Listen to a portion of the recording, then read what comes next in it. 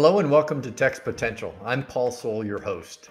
Following more than 3 decades in the U.S. Navy, I embarked on a new journey with the Florida High-Tech Corridor, where I've served as CEO since 2020. This show allows me to reflect on what I'm learning as CEO about the corridor's 25-year history and introduce you to people across the region who have inspired my vision for the corridor's next 25 years. Together, we'll celebrate the life-changing power of technology, meet the innovators who create it, and discuss boundary-breaking collaborations that are unleashing the region's exponential potential. This first episode is going to be a little different. What I'd like to share with you is really part of the 25-year history of what the corridor is about and the high-tech industry that's here and the innovation that's involved.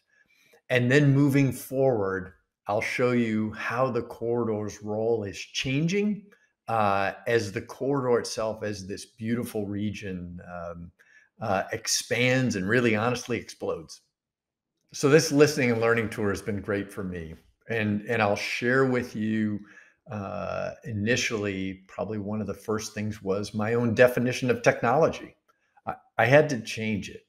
I came down here thinking about the technology piece, the high-tech parts, the cool science, the interesting researchers, the challenges that we were going after.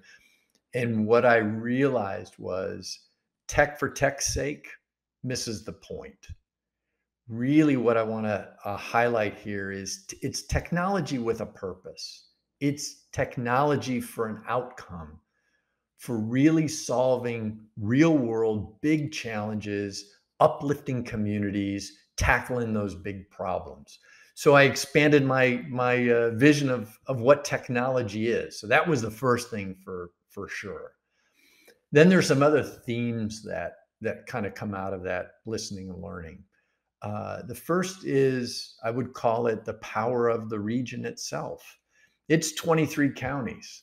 I think of Central Florida all the way from Tampa through Orlando and Gainesville, and then out to the Space Coast. It's a huge region. There's power in that region. There's power in the innovation that goes on. There's power in the creativity. I mean, think about the different areas that are involved in super cool research, in challenging some of our biggest problems out there. As I think about the power of the region and how we can leverage that power. So that's the first thing. The second thing I think one of the themes that really comes across for me is the idea about a very yes and culture. For those that have lived here a while, you might think this is just sort of daily business. It's not. There are just fantastic, the attitude toward collaboration, I think, with very yes and. Yeah, let's go check this out. That's interesting. I'm curious, as opposed to no because. That excites me, and it drew me even further into to the corridor itself and what I love about this piece. And I think that feeds and breeds this idea of creativity.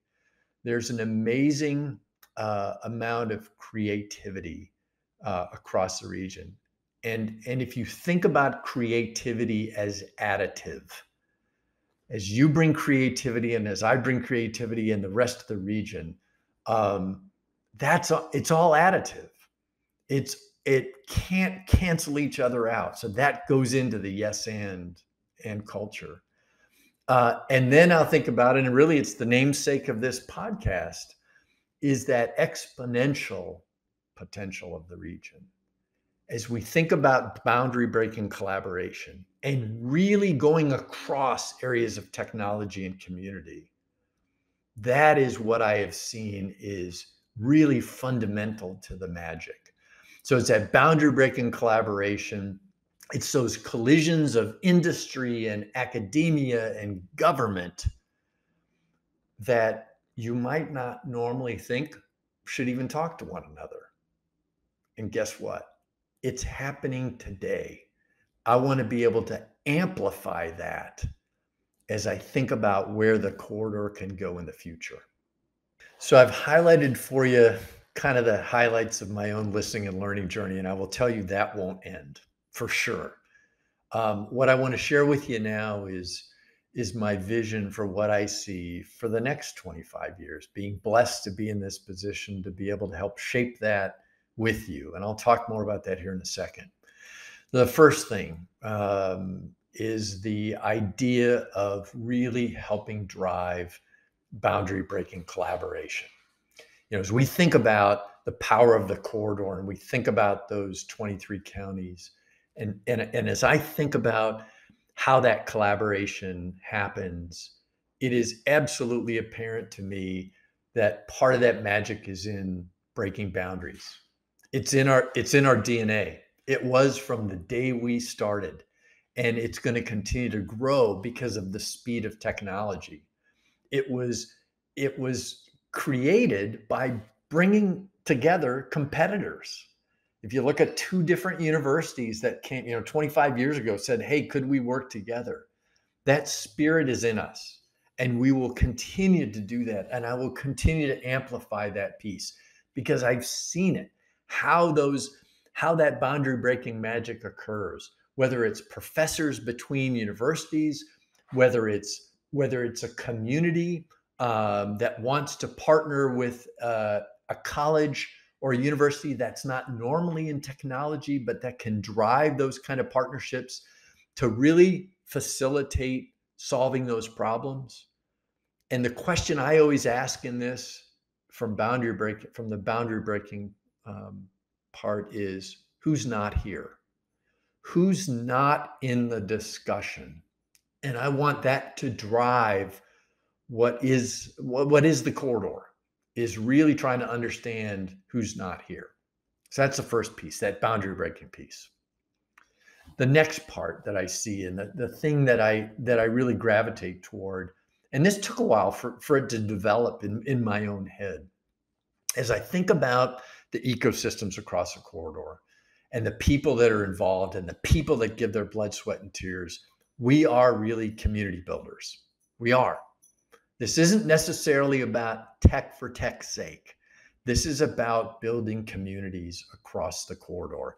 And it doesn't have to be a geography community. It could be a community of practice in your technology. It could be a community of where you want to head. It could be a community of like-minded individuals who just love space. Those kinds of community builders in academia, in government, in industry, with that common goal of solving that big problem. That to me is part of what the corridor stands for, that community-driven innovation. That will always sing to me, I think, going forward.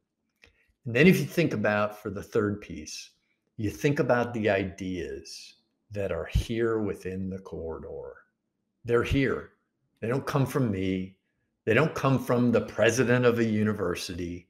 They don't come from leadership at the highest levels. Those ideas, I believed it in the Navy, and I believe it today, come from within 50 feet of the work. Within that zone are where these magical ideas come from. And I want to help ignite those ideas across the corridor. We do that in our programs. We do that right now, for example, in matching grants and being able to add resources to companies that want to partner with universities and tackle some really big problems very quickly with students and professors and industry experts. That's a huge piece. The mentorship piece, as we highlight mentors across communities, across the region. That's another big piece that we stand for and that we add resources toward. I would also say that we invest in elements of the ecosystem, elements of the multiple ecosystems that go across as far as innovation goes. That helps entrepreneurs, it helps founders, it helps scale up businesses. And I want to make sure that we concentrate those resources on areas, folks that are underserved, people that are underheard, where they don't feel like they have a spot at the table or they don't see themselves in technology. I want us to go after those folks and be with them. We aren't going to do things for them. And we're not, by darn, going to do things to them. We're going to do things with them. And that starts with understanding. And so I see this sort of magical sort of soup come together when we talk about igniting those uh, those ideas and what it means for those that are underheard, because that creativity exists with them. And that's what I want to help draw out and amplify. And then finally, back to the innovation piece. I want Florida to be known in technology for what I see every day. And I can see it. And I have the blessing of being able to travel the corridor. There isn't another organization out there like us from a regional perspective. And when I say us, that's you. It's you and me.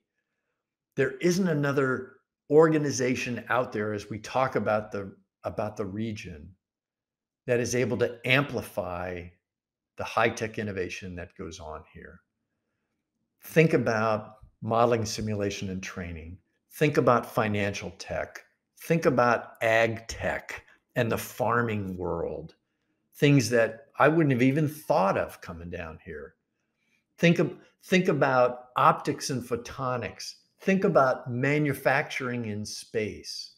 Think about transportation and logistics. There's a great company in Central Florida called One Rail, and they're in the world, the sort of unsexy world of logistics. And they do amazing work with great ideas from this younger generation that can solve these problems. That's what I love about, and that's where I see Florida going, Central Florida, and really the rest of the state. And that plays into the future generation, because we're not just here for today.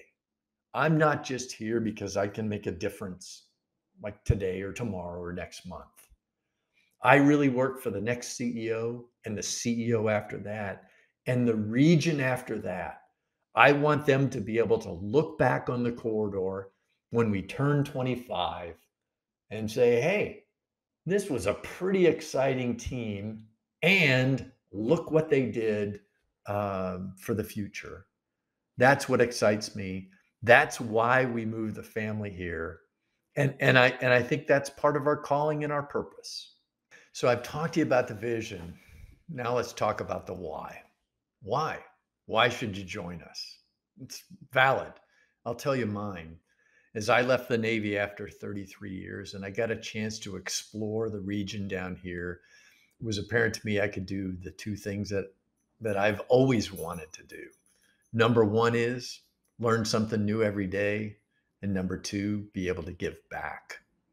So as I think about technology and I think about the name of this podcast and we talk about tech's potential, and I think about what we can do as a team to really transform lives.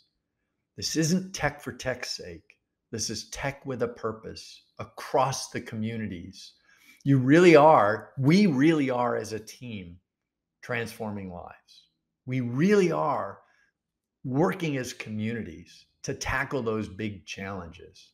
It allows me to give back and it allows me to learn. We talk about breaking boundaries. I can't do it alone. Our team can't do it alone. We need your help. We'd love you to have you join us. That's an important piece. Serving those entrepreneurs, serving those kids with ideas, and the slightly older kids who have great ideas as well, to be able to join us and be on that journey, because it's so easy, especially with Zoom and everything else, to be complacent, to sit in our offices, kind of like I'm doing right now, and not get out there and see that magic. That's what gets me up every day. And with your help, we will challenge that status quo. We'll build on the 25 years and we'll move it forward as we look across from the Space Coast through Orlando and Gainesville and off to Tampa. That's what I see the value of the corridor and the challenges that we can handle today together. That's my promise to you. That's my commitment to you. As long as they allow me to be on this great team and to be with you, we're going to honor that legacy of the region. We're going to show where we can go and be able to take action on those things. I hope you'll join me. Hey, thanks for listening and going out on a limb and for our first podcast of Text Potential. That's exciting to me, and it means that perhaps you'd love to join us, and I'd love to have you. Moving forward, I'm going to provide you with a glimpse of what I get to see every day across the region, and I hope you'll join me. It really is about the next 25 years of the corridor. Our next episode is going to be especially cool because we've got the three anchor institution university presidents. So we've got Ria Law at USF, we've got Dr. Kent Fox up at UF, and Dr. Alexander Cartwright at UCF. Those three are going to be on stage with me, scares me a little bit, to be able to share their thoughts from their position of higher education of what we've just been talking about here as Florida and this high-tech corridor moves forward. I'd love to have you join me. It shows their unique role in that economic development and what institutions play. Hey, for updates on this episode and more, visit floridahightech.com and subscribe. I never thought I'd say that, but subscribe and be sure to follow us on social media for important announcements, news, and inspiration through the lens of our regional techscape. Have a great day.